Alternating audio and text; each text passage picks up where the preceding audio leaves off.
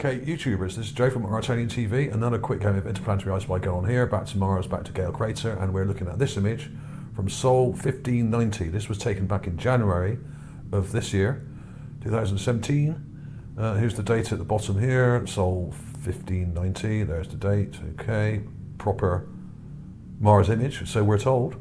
And we have this ridgeline at the back, which is interesting.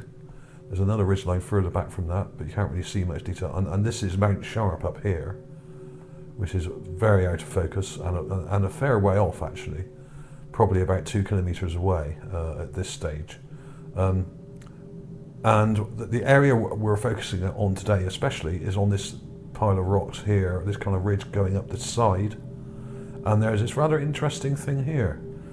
Now, when I first saw this, I thought, oh yeah, it's just another weirdly shaped rock, but actually, I'm not so sure. Now, before we do anything else, I'm just going to show you this image in photo forensics, which I've got up here.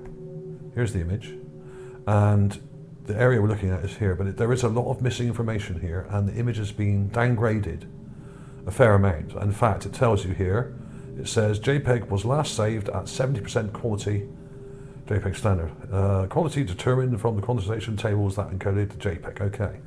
So that's pretty accurate, but of course this image may have been processed more than once. Now, when these images are first taken, they have a black border around them, and in fact if you go back to the very early sols, a lot of them still have the black border on them, and they're bigger. So what they started doing around about sol 40 or 50, they started cropping the border off, making the images a bit smaller. But when they do that, they then save it as a JPEG, and the JPEG compresses the image by 30%. Now, if for any reason there's anything in the image that they don't like, for instance, like maybe a skull or a building or a piece of equipment or something that shouldn't really be on the surface of Mars, as we're told, then they may well obfuscate it and then crop or cut some of the image out and then put some fake sand over it. Now, if they were to do that and then save the image again as a JPEG, then it would lose another 30% of the information. So it's possible that some of these images actually have been processed more than once and are actually missing 60% of their information, as I've said in the past. I'm not saying all of them have, I think some of them have. And this may be a case of it, I don't know. But let's have a look anyway. I've got it up in the folder here. I've got some comparisons also to have a look at. I've got it on the GigaPan as well. We got the GigaPan somewhere here, and this is pretty nice. It's done by Neville Thompson, done a nice job here, but he's working with quite poor images. Not his fault, of course, but he's made a good job here, and he's colorized, he's color corrected it, so it's gone bluer, which is much nicer to look at, and it's probably nearer the real color of the actual surface of Mars, because we know from the other rovers that many of the rocks on Mars are actually this blue color. They're not all brown, and the sand isn't all kind of orangey red or whatever colour it's supposed to be. A lot of it's actually blue. It's volcanic sand, a lot of it. So there we have it. And there's a couple of things here. There was this thing here. Let's have a quick look at this first. This I don't think is anything significant, but I thought it was interesting just because of the shape of it so nicely curved. It kind of looks like part of something that's broken off here. I don't know what it is. I have absolutely no idea what it is, but it looks kind of like it's intelligent. I'll show you a little clip of that in a minute. And then I was looking at that and I thought, well, that's cool. I actually spotted this over a year ago, I think, or not a year ago, but when the image came out, almost a year ago. And I was looking at this thing over here, and I actually think this is some kind of skull, just here. It may be blue, don't be fooled by the colour. A lot of the skulls and specimens I found are blue in colour. Why wouldn't they be? I think this is some kind of mammal skull, a bit like an elephant. And when I show you the enhancements, which I'm going to do now, you may agree, you may not you may disagree. Absolutely fine. That's cool by me. I'm not saying I can't possibly prove this is a skull, but what I do have is lots of experience working with zoologists and people like that, and I do have quite a collection of skulls, various animals, and I have actually seen an elephant skull up close. A guy I used to work for called Dr. Ian Redmond, you can look him up. He's a world-renowned zoologist, and I worked for him for about a year, 6 months or a year I think it was, and I did surveys about zoos with him, with Zoo Check and stuff like that, and I used to go around measuring all these enclosures and stuff to make sure, or just to see how big they were or small they were. And since then, of course, many of them have been enlarged due to our work. And he's done lots of work in Africa for the mountain gorillas and that kind of thing. But I digress. Here's the image, completely raw clip, nothing done to it apart from being enlarged. 2 eye sockets here, and what look like little tusks here. It's pretty blurry, I know, but if you colour correct it like I've done here, and add some contrast like I've done, it starts to pop out. Add a bit of a colour filter there, that doesn't actually help, and that's worse. A bit more contrast there. And there we have it. What can I say? Is it? I don't know. Now, another thing we also have to bear in mind with Mars is that most of these things are way smaller than they are on Earth. I.e., the humanoid-looking skulls that I've seen are sort of half or third size of human skulls. Most are around third to half. And many of the animal skulls I've found are also much, much smaller. They're miniature, in fact. Like the chimpanzee-looking skulls and stuff like that I found, they're really quite small. And I don't think they're all baby creatures or adolescent creatures. I actually think they're actually that size. These are adult, possibly adult skulls, which are just very small because they're on Mars. Now, that would kind of make sense due to the fact that Mars is a lot smaller. I don't know if there's any correlation there. There would have been perhaps more pressure on food resources, so animals wouldn't maybe have got so big. There may have been short of supply of vegetation, I don't know. Maybe only dwarf varieties of certain types of animals survived. If there was a cataclysm, there could have been many cataclysms, and only the very small creatures survived, and maybe this is the remains of one of these small mammals. Now, it may not be an elephant. It may be some kind of marine creature we're looking at here. The skull of a marine creature. I don't know. It looks kind of reptilian. It's got sort of pointed, sort of almost reptilian-like eyes, but then it's shaped kind of like an elephant skull. Let me show you a comparison to that, just to show that I'm not completely making this up. And of course, this image here has been compiled from the so-called raw JPEGs, which are actually quite badly damaged. And when you zoom in, you can actually see the damage in the image on this one. You can see this kind of grid-like distortion over it. Now that actually destroys a lot of the image information. So what I use is the BR2 versions of the image if I cannot get anything better, and that's what I've done here. Let me go out to the folder a second. Yeah, I mean here's that weird thing. Very odd indeed, and it's got some nice symmetry to it here. Really nice. I don't know what it is. Please give some comments below. I really don't know what to call this one. Absolutely no idea, but it's got kind of a weird sort of shoe, kind of wedge shape with the... I don't know. It may have been attached to one of the other rocks in the area. There is another sort of large rock over here, and another one here. It could have been part of something that's broken. Lots of smashed up debris in the area. So an interesting image, but not great quality. And when you zoom in, like I've got here, let's zoom in properly. It looks fine until you get about halfway, and then when you get right in, it just kind of breaks up. Now this is the normal JPEG, and when you zoom in, you can see there's something interesting there, but it really is very choppy, and the image information has largely been destroyed.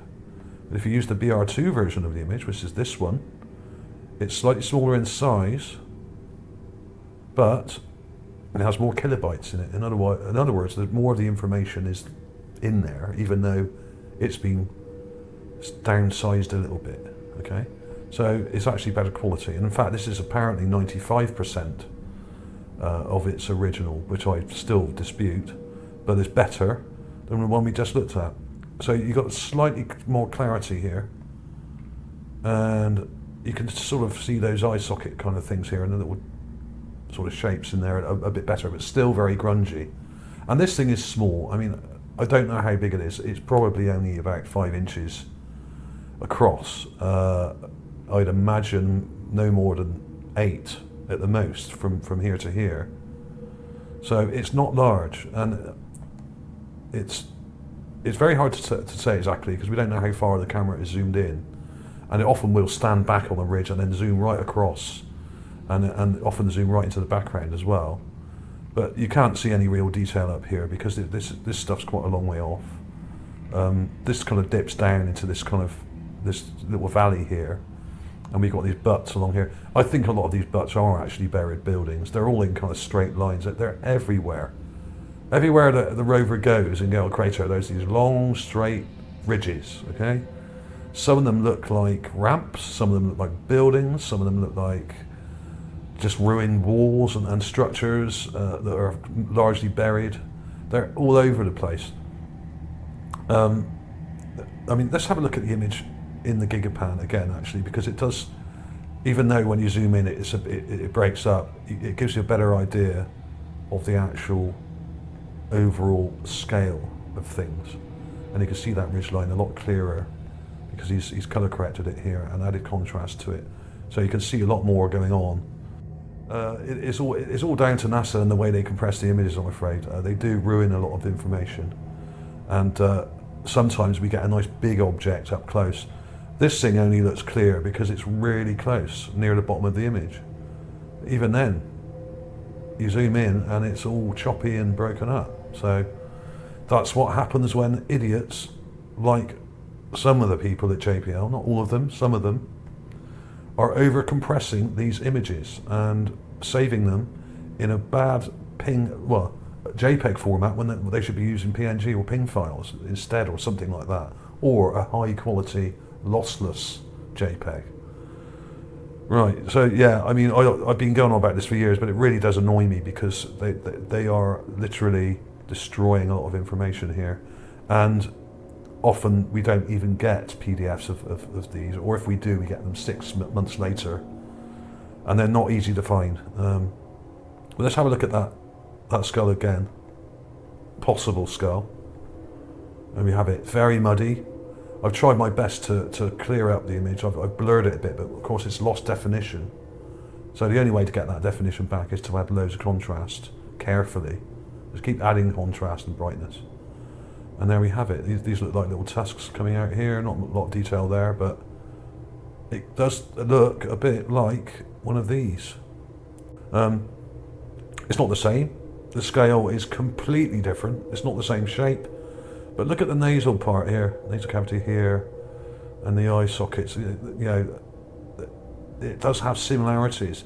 It's not the same, of course. I'm not saying it's the same, but there are similarities there, for sure. Actually, let's have a look at some other elephant images here. There's a whole bunch of them here. Let's get rid of that one. There's an elephant man there. Poor bugger. But yeah, I mean, there's different types of elephants, of course, and you know, they are all fairly similar looking in sort of shape. But yeah, I mean, it's not the same as any of these. I'm not saying it is an elephant. I'm just saying it looks like some kind of mammal similar to an elephant. It may even have been some kind of seal or kind of marine mammal with tusks. Not only land animals have tusks, or robust vegetarian-looking skulls like that with massive teeth. Yeah, and it may well just be a rock, but if you take into consideration the fact that there are many other animal skulls that I found. Some of these are fossilized, some of them are just skulls lying around. Some of them even still have what looks like flesh on them. And why would there be so many decapitated animal skulls and heads lying around, I hear you ask? Well, when animals are predated upon by predators and scavengers, things like rats or dogs or whatever, often the head becomes separated from the body and the body parts are dragged away and eaten, and bones scattered over quite wide areas. Also, if there is a cataclysm on Mars, like there was on Earth 15 or 12,000 years ago, whenever it was, a lot of animals were frozen, blast frozen. Woolly mammoths, for instance, in Siberia have been found that are still perfectly preserved, and they're sort of 20, 30,000, well, whatever 1,000 years old they are. Some of them are around 15,000 or something. They're perfectly preserved and still edible. They were blast frozen and then covered in snow, and then the snow compacted, of course, and formed ice. And these are perfectly preserved, and they can still look at the contents of their stomach and everything. They were blast frozen. Now, if you were standing in the middle of a desert or near a lake or something, and suddenly there was a cataclysm, then a large part of the atmosphere was destroyed, say by a big explosion of some sort, like a nuclear war or a huge asteroid or meteor or strike or something, then the temperature would drop dramatically and extremely quickly within minutes of that, or at least within hours. And if you were walking around, you would freeze, and the wind would come along and freeze you solid. And if there was a secondary explosion, of course, then what would happen then? Maybe you would shatter. Maybe your head would actually get blown off, and your body would break up into little pieces. Similar theories have been put forward when the dinosaurs were largely wiped out, and you often find dinosaur parts kind of the skulls are nowhere near the rest of the body, and this may be true. I don't know, but it is a theory. But there are lots of them. There's a giant snake head here, which is kind of just broken off, and you can see bits of flesh hanging off it. There's some weird looking camel type creature there, which looks like some kind of vegetarian animal. Some of these are very clear. Some of them are tiny. There's this little tiny thing here. Tiny alien animal head, yeah, whatever that is. It may not be, of course. And some of these just may be rocks that look like things. There's a pig, what looks like a pig or boar's head. Another weird looking aquatic mammal here. There's aquatic fossils here of very ancient looking creatures like crustaceans and such like. And there's all sorts. Some of them look like dinosaurs almost, some of them look like apes or gorillas or chimpanzees. There's a thing that looks like a crocodile, which may be a rock, but who knows. But there we have it. Is it an elephant? Probably not. Is it something similar? Could it be some kind of marine mammal? Possibly. I think it is possible, judging by all the other skulls that I've found, and some of them are humanoid, some of them are apes and primates, and they all look like mammals, most of them. There haven't been many skulls of reptiles found so far. Perhaps they're extremely tiny, and we just haven't got that lucky yet. But it's nothing like the size of any of these. These are way, way bigger, and it does have a similar shape. There are some similarities. So there we go. And of course, if you want to get photo forensics, you can obviously just type it in and it'll come up on Google. But you can get it from my Android app here, or my Artanian TV app. You can use it on an iPhone as well. If you press this, you go to the app, you go to here, and you'll find photo forensics just here, just below the Spirit Rover raw images. And it's pretty cool. It's pretty basic, but it does give you some good basic information, and it will help, in your mind at least, work out why these images are so ropey on the whole, And I actually do think a lot of them were processed more than once, which is why they look a lot worse than a 30% reduction in information. I think they're much worse than that. I think they're more like 60, a lot of them. But of course, if you don't zoom in at all, they look fine. As soon as you get in close, they turn to absolute crap. And it really puts me off doing anything with a lot of these images sometimes, because the image quality is so poor that I really think to myself, what is the point in even doing a video if the image is that poor? Perhaps that's why they do it. Perhaps they know full well that people are going to zoom in close and perhaps claim that they found something here or there, like an animal or something.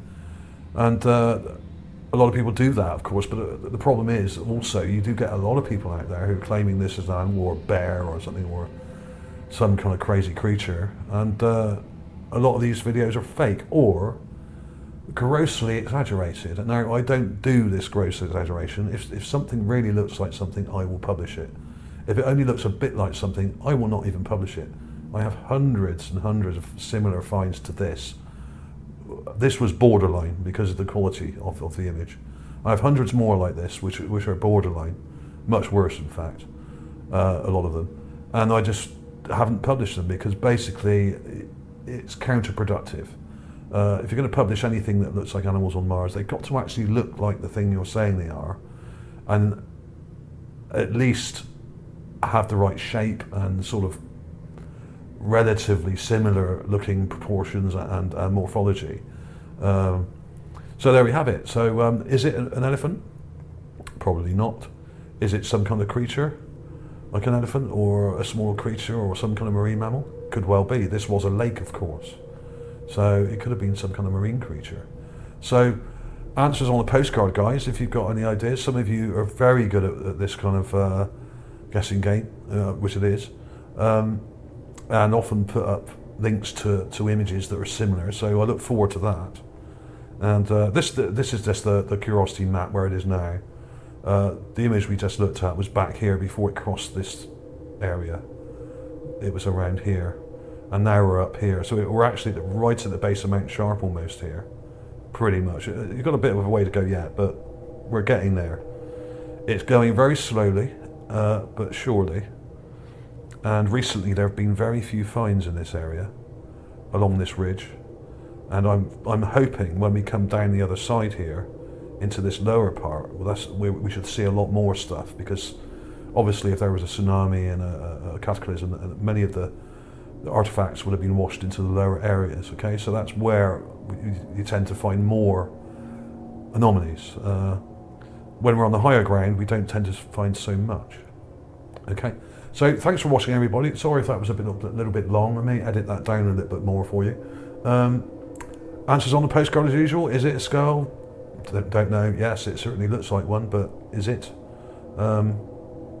It may not be, of course. So I'll put a few more clips of these in at the end for you. Please share it on social media. Please give the thumbs up. It really helps. And feel free to leave your comments and witticisms below, as usual. And I shall see you soon.